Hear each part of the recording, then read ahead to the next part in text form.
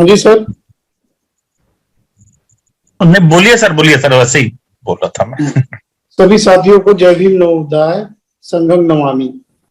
आज के कॉन्सेप्ट बहुत बढ़िया हो रहे हैं और मैं बड़ा गदगद हो जाता हूँ कि जब हमारी बहनें बहुत ही अच्छे ढंग से और ताकत से कॉन्सेप्ट देती है, तो इसका मतलब ये होता है कि हम इक्वालिटी के ऊपर जा रहे हैं। आर्टिकल 14 के बारे में बाबा साहब ने जो कॉन्स्टिट्यूशन असेंबली डिबेट में कहा था कि मैं क्यों मेजर करता हूँ समाज की उन्नति प्रगति, तो उस समाज की जितनी महिला प्रगति होंगी उसके हिसाब से वो समाज और वो देश आगे जाके प्रगति करेगा। तो आज ऐसा महसूस हो रहा है विद पीपल समन संघ की ओर से कि महिलाएं हमारी बहुत ताकत से सामने आ रही है और यही शक्ति है हमको संघ की शक्ति को और ज्यादा बढ़ाती है। आज के कंसेप्ट में मैं इतना बताऊंगा कि अभी जो करंट में जो वर्ल्ड में जो सिचुएशन चल रहा है, हमने एक बात बहुत गहराई से सीखनी है। कल जो श्रीलंका में प्रेसिडेंट का हाउस कैप्चर किया गया, प्राइम मिनिस्टर के ऑफिस को जलाया गया, तो ये एक बौद्ध राष्ट्र में हो चुकी घटना है। ये श्रीलंका का जो एग्जाम्पल है हमारे लिए बहुत ही बढ़िया सीख है। ये इसीलिए सीख है कि श्रीलंका में पिछले 1.5-2 साल से नहीं बल्कि पिछले 10 साल से ये चल रहा था। जो भी पॉलिटिकल एनालिस्ट थे, जो भी खासकर इकोनॉमिक एनालिस्ट थे, उनका यही कहना था कि आने वाले 10-15 साल में श्रीलंका तबाह हो जाएगा। इसका मतलब ये हुआ कि एक तरफ से श्रीलंका को चाइना ने खींचा था और दूसरी तरफ इंडिया ने खींचा है, क्योंकि इंडिया के जो हमारे 2 लोग जो पहले 5 में आ गए वर्ल्ड के रिच लोगों के बीच में, ये 2 लोगों का उसमें बहुत बड़ा हाथ है। इन्होंने बहुत बड़ी इन्वेस्टमेंट की थी और वहां का बहुत बड़ा शोषण किया और इसकी वजह से श्रीलंका का बहुत बड़ा एक्सप्लॉयटेशन हुआ। और उन्होंने कैप्चर किसको किया, तो वहां के प्रेसिडेंट और प्राइम मिनिस्टर को, 2-3 साथियों को बराबर मैनेज कर लिया और सारी श्रीलंका की अर्थव्यवस्था को तहस नहस कर दिया। अब बात यहाँ पर आती है कि श्रीलंका तो एक थेरावादी कंट्री है, जो बुद्ध के विचारों पे चलने वाला एक देश है। 100% चलने वाले 93% लोग वहां के बुद्धिज्म को फॉलो करते हैं और वहां का नेशनल रिलीजन भी बुद्धिज्म है। ऐसा होने के बावजूद भी ऐसा कैसा हुआ कि श्रीलंका में आज ऐसी स्थिति आई है कि वो देश गरीबी के कगार पे खड़ा है। लोगों को खाने के लिए अनाज नहीं है, पेट्रोल नहीं है, डीजल नहीं है, व्हीकल्स नहीं चल रहे, बिजनेस कोलैप्स हो गए और राज्य की इकोनॉमी टोटली कोलैप्स हो चुकी है। ऐसा होता कैसे है? ये इसलिए होता है कि जो लोग धम्म का पालन तो करते हैं लेकिन वो सजग नहीं रहते। बुद्ध ने इसके ऊपर बहुत काफी जोर दिया। बुद्ध कहते हैं कि संघे शक्ति, अगर संघ की शक्ति बढ़ानी है तो आपको आतापि संपजानो सतीमा, आपको 24/7 24 घंटे तक आपको जागरूक रहना पड़ेगा। जब तक आप जागरूक नहीं रहेंगे तब तक आप चाहे कितने भी ईमानदार हो, कितने भी अच्छाई से कड़ाई से नीति नियमों का पालन करते हो, लेकिन आप जागरूक नहीं रहते हो तो आपके कितने भी नैतिक और ईमानदार होने का कोई मतलब नहीं है। यही बात हमारे देश में भी हो रही है। पिछले करीब 1.5-2 हजार साल से हम तो बुद्ध के प्रिंसिपल पहले से अडॉप्ट करते आए, क्योंकि हम इतिहास में बुद्ध के बाद सम्राट अशोक के जमाने में करीब 95% हम बुद्धिस्ट थे। आज का जो बहुजन समाज जिसको हम समन संघ कहते हैं, संघी कहते हैं, वो SC ST OBC और पसमानदा मुस्लिम जो है, जो कि कन्वर्टेड है, ये सारे लोग संघी है पुराने। और उन्होंने अपना आचरण नहीं छोड़ा, उन्होंने अपनी इंसानियत भी नहीं छोड़ी। आप अगर देखोगे, अगर किसी गरीब इंसान को बहुत बड़ा पैसा अगर मिल जाता है तो वो लूटने का सोचता नहीं है, वो सोचता है कि किसका होगा, इतना सारा पैसा मेरे हाथ में आ गया, मुझे मिल गया, किसकी बैग छुप गई, तो वो पहली कोशिश करता है कि जिसका होगा उसको मिले। तो वो पुलिस स्टेशन जाता है, इधर उधर जाता है, वो कोशिश करता है। क्यों ऐसा करता है वो? क्योंकि वो चाहे गरीब हो लेकिन उसके बीच में नीतिमत्ता और न्याय की जो शिक्षा बुद्ध से चली आई है वो वैसे के वैसे है। बाबा साहब ने जो caste in India its genesis and mechanism जो किताब लिखी, उसमें यही कहा है कि ये लोग कौन लोग हैं कि जो गरीब होते हुए भी ईमानदार लोग हैं। तो उसको बाबा साहब कहते हैं कि जैसे सम्राट अशोक के वक्त, उसके बाद जो पुष्यमित्र शुंग की जो काउंटर रेवोल्यूशन हुई थी, उस वक्त जो है वो ब्रोकन मैन एक थ्योरी करके बाबा साहब ने सामने लाई है। वो कहते हैं कि वो लोग बुद्धिस्ट लोग थे और वो लोग अपना बुद्धिज्म छोड़ना नहीं चाहते थे किसी भी हालत में। और पुष्यमित्र शुंग ने उनके सामने प्रस्ताव रखा था कि आप जो है कि चातुर्वर्ण व्यवस्था में निचले स्तर पे आ जाओ। उन्होंने विरोध किया तो उनका कत्लेआम कर दिया गया, उनके ऊपर बहुत सारे बंधन लादे गए, उनकी शिक्षा को खत्म कर दिया गया, उनको संपत्ति अर्जित करने का अधिकार उनसे छीन लिया गया, उनको सार्वजनिक जीवन में समाविष्ट होने का उनका जो अधिकार था वो नष्ट कर दिया गया, रस्तों से तक घूमने का अधिकार उनको नहीं दिया गया और उनको उन्होंने ब्रोकन मैन यानी अछूत कहा और उनका स्पर्श भी अछूत करके उनका स्पर्श भी नकारा गया। तो ये बात हो गई, लेकिन उनके बीच में से इंसानियत और ईमानदारी खत्म नहीं हुई। वो चाहे गांव के बाहर रहे, जंगल में रहे, लेकिन उन्होंने अपनी ईमानदारी को नहीं छोड़ा। तो ईमानदारी की जो बीज है, जो गुण है हमारे बीच में, जो समन संगी है हम लोग, हमारे बीच में वैसे नैसर्गिकता है, लेकिन हम लोग सिर्फ ईमानदार है, हम लोग जागरूक नहीं है। इसीलिए ये जो सीख हमको श्रीलंका से लेनी है, श्रीलंका के लोग पिछले 3 साल से रास्ते पर उतर आए हैं। 3 महीने से, 3-4 साल से चल रहा था, लेकिन 3 महीने से जब सारे उनके अधिकार, उनको ऑयल नहीं मिल रहा था, पेट्रोल डीजल नहीं मिल रहा था, अनाज वहां का खत्म हो गया और उनका फॉरेन एक्सचेंज जो होता है, परदेशी जो चलन होता है वो खत्म हो गया। तो फॉरेन से कुछ मदद भी नहीं मिल रही और इकोनॉमी टोटल कोलैप्स हो गई और चाइना और इंडिया के व्यापारियों ने उनको पूरा लूट लिया। इस वजह से आज श्रीलंका की हालत ऐसी बनी हुई है। वो ईमानदार तो है लेकिन वो जागरूक नहीं है। वी द पीपल समन संघ, हमको जो बचपन से जो समन संघी लोग है, SC ST OBC और इस देश के मूल जो निवासी है, उन लोगों को यही चाहता है कि वो लोग ईमानदार तो बने रहे, बिल्कुल बने रहे, वो है उसमें भी वो और इजाफा करे, लेकिन वो जागरूक रहे।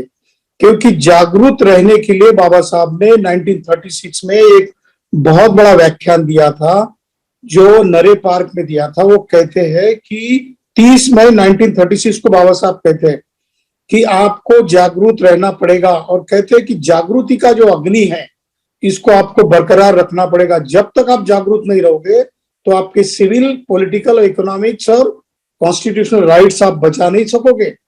अगर आप जागरूक रहते हो और आपको पता चलता हो, आपके समाज के अगर कोई एक इंसान को भी पता चलता है, वो अगर इकोनॉमिस्ट है, वो पॉलिटिकल साइंटिस्ट है, वो फिलोसोफर है, वो अगर कोई एंथ्रोपोलॉजिस्ट है, वो एक इंसान भी अगर समाज को बता देता है कि ये गलती हो रही है, ऐसा ऐसा अन्याय हमारे ऊपर हो रहा है, तो उसकी बात सारा समाज, जागरूक समाज समझ लेता है और उसके ऊपर कृति करता है।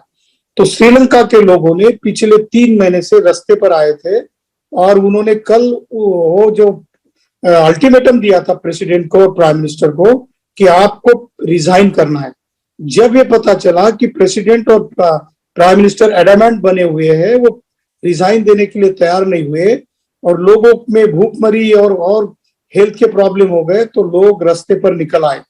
कल का अगर आपने समाचार सुना होगा, कल मॉर्निंग 10 बजे का, तो कोलंबो की तरफ आने वाली हर ट्रेनों को वो मोर्चाधारी लोग जो थे, प्रोटेस्ट करने वाले लोग थे, वो रेलवे के ड्राइवर के केबिन में घुस गए और उनको कहा गया कि ये सारी की सारी ट्रेनें हैं वो कोलंबो की तरफ जाएगी, कोई ट्रेन इधर उधर नहीं जाएगी। तो ट्रेनों से भर भर के वो लोग, करीब 10 लाख लोग आए और प्रेसिडेंट हाउस और पार्लियामेंट में घुस गए और उन्होंने प्रेसिडेंट को, प्रेसिडेंट तो भाग गया वहां से और प्राइम मिनिस्टर को इमरजेंसी मीटिंग लेनी पड़ी और सारी लोगों के सामने कहना पड़ा कि I am going to resign. और दूसरा उन्होंने आह्वान किया कि हम लोग सभी पार्टियों की सरकार बनाएं। ऐसी हालत इसीलिए हुई है कि जब जनता ईमानदार होती है और ईमानदार होने के बाद उससे ये सोचती है कि हम ईमानदार है, फिर भी हमारे ऊपर अत्याचार और अन्याय हो रहे, तो जल्द से जल्द जागरूक होती है क्योंकि वो नीतिवान होती है। ऐसी ही बात हमारे देश में भी होने वाली है।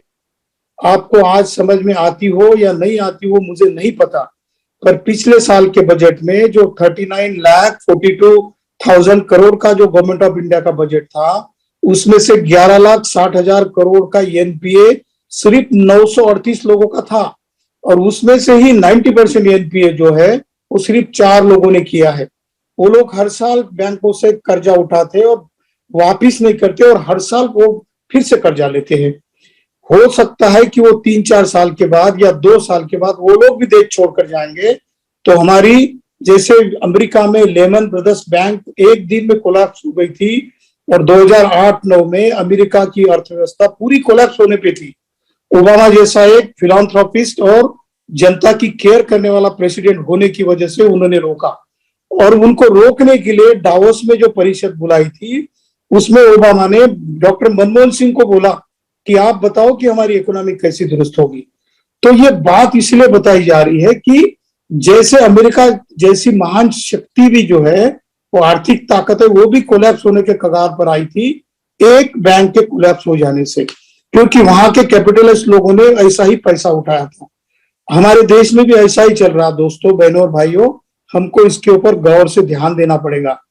अगर हम लोग आज इकट्ठा नहीं होते और हमारी संगठित आवाज को नहीं हम बरकरार रखते और एक संग होकर हम लोग बुलंद नहीं हो जाते, हमारी संगे शक्ति और ताकत नहीं इकट्ठा हो जाती, तो 2024 तक हमारी भी हालत ऐसी हो सकती है, हम भी रास्ते पर आने के लिए मजबूर हो जाएंगे। यही बात मुझे आपको कहनी थी। ये इसीलिए बताया जा रहा है कि कल की जो न्यूज में है, जैसे अमेरिकन चैनल्स में और वेस्टर्न वर्ल्ड के चैनल्स में यही चर्चा थी कि जापान के प्राइम मिनिस्टर की हत्या हो जाती है और श्रीलंका अभी आर्थिक अर्थव्यवस्था उसकी कोलैप्स हो जाती है। कुछ साउथ अमेरिकन नेशंस है, वो भी कोलैप्स होने के कगार पर है। यूरोप के भी कुछ देश है, वो भी कगार पर है इसके कि वो इकोनॉमिकली डिस्ट्रक्ट हो जाए। तो ये हो क्यों रहा है? क्योंकि दुनिया की 9 बड़ी ऐसी कंपनियां हैं जो देश को चला रही है। अभी उसको बिग 9 कहते हैं। उसके ऊपर एक बहुत बड़ी किताब आई है, तो ये विषय नहीं है मेरा, लेकिन मैं इतना बताना चाहता हूं कि ये सारे कुछ आंसर का जवाब सिर्फ हमारे पास है, क्योंकि हमारे लोग विरोध तो करते हैं लेकिन अलग अलग से करते हैं। आज मेरे एक दोस्त का मुंबई से मुझे फोन आया था कि आरे की जो 3200 एकड़ जमीन है, उसको भी व्यापारियों को बेचने का प्लान चल रहा है। और महाराष्ट्र गवर्नमेंट की सरकार 30 तारीख को चीफ मिनिस्टर और डिप्टी चीफ मिनिस्टर की ओथ हो गई, लेकिन 11 दिन क्यों लगाए मिनिस्ट्री बनाने के लिए? क्योंकि मुंबई का एयरपोर्ट एक किसी आदमी को बेचा गया और उसका पूरा ऑफिस हैंडओवर करना, अहमदाबाद में हैंडओवर करना था। ये इसमें नौबत ना आए और सेना और राष्ट्रवादी कांग्रेस और कांग्रेस के लोग वहां पर उधम ना मचाए, इसलिए ये 11 दिन तक उसका ये सब्जेक्ट को डाइवर्ट करने की कोशिश करते हैं। तो ऐसी बहुत सारी बातें हमको अलर्ट होकर ध्यान में रखनी होगी। ये ध्यान में रखने के लिए ये सबसे बड़ा पोर्टल और फोरम है वी द पीपल समन संघ का। ये बातें अगर हम लोग समझ लेंगे तो जैसे जैसे जागरूक हो जाएंगे, वैसे वैसे हम जुड़ जाएंगे, वैसे वैसे हम संघ शक्ति के रूप में, संघे शक्ति के रूप में एक ताकत बनकर उभर कर आएंगे और हमारी संख्या निरंतर बढ़ जाएगी। तो हमारी सबसे बड़ी जिम्मेदारी क्या है कि हमारे जितने भी इंपॉर्टेंट काम है आज के, वो सारे कामों को हम बगल में रख दे और सबसे पहला काम अगर प्रायोरिटी का अगर क्या हो तो आपकी नौकरी के अलावा दूसरा काम जो है वो वी द पीपल समन संघ के लोगों की टीम को बढ़ाना। इतना ही वन पॉइंटेड प्रोग्राम अगर हम रखते हैं तो हम लोग आने वाले 1-2 साल में 5 डिजिट में चले जाएंगे। आज हम लोग 3 डिजिट में हैं, कल जाके हम लोग 1-2 महीने में 4 डिजिट में जाएंगे। लेकिन हमारा उद्देश्य 2022 के दिसंबर तक अगर हम 5 डिजिट में जाते हैं, 10,000 के ऊपर जाते हैं, तो निश्चित हम 2023 तक 1 लाख की संख्या तक पहुंच सकते हैं। और जितने हम लोग संख्या में ज्यादा जुड़ेंगे और वी द पीपल समन संघ से हमारा मन जो है जितना जितना शुद्ध होता जाएगा, क्योंकि हमारे विचार पवित्र है, हम गलत बात कहते ही नहीं है। जो भी साथी कोई आता है और हमारे बीच में गलत कहने की कोशिश करता है, वो अपने आप निकल जाता है। जैसे कि अनाज में कोई पत्थर होते हैं, छोटे मोटे कचरा होता है, और जैसे कोई महिला या कोई पुरुष उसको साफ करता है तो सारे पत्थरों को और सारे कचरे को हटा दिया जाता है। ऐसा ही समन संघ का आज स्वरूप हो गया है। जो भी कोई विकृत आदमी आता है जो अपना पद, पैसा, प्रतिष्ठा, अहंकार और अपनी बुरी बातें यहाँ पर पसारना चाहता है, वो कोशिश नहीं कर सकता। कोशिश करते भी वो सक्सेसफुल नहीं हो सकता है, क्योंकि हमारी जो वी द पीपल समन संघ की टीम ये अभी फैमिली हो गई है।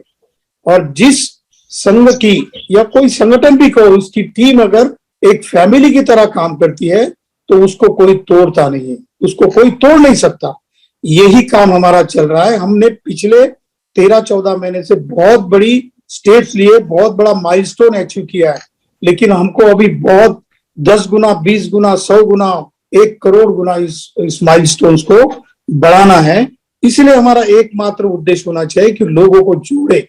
लोग जोड़ेंगे हम, उसमें से कुछ निकलेंगे अच्छे, कुछ चले जाएंगे यहां से, लेकिन जितने ज्यादा लोग हम जोड़ेंगे उसमें से उतने ही ज्यादा लोग हमारे साथ सच्चे दिल वाले और समन संगी लोग हमारे साथ रहेंगे और हमारी ताकत बढ़ेगी।